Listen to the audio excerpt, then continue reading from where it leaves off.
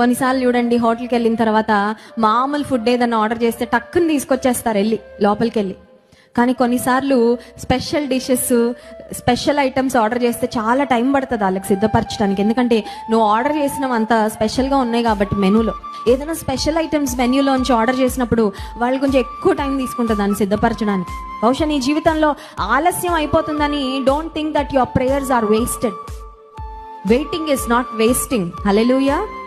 మళ్ళీ చెప్తాను, waiting is not wasting. Waste అయిపోతుంది అనుకో, టైం వేస్ట్ అయిపోయిందండి, ప్రార్థన వేస్ట్ అయిపోయిందండి, ఎదురు చూపు వేస్ట్ అయిపోయిందండి, మందిరానికి వెళ్ళి చేసిన భక్తి వేస్ట్ అయిపోయిందండి, ఉపవాసాలు వేస్ట్ అయిపోయాయండి అనుకోవద్దు.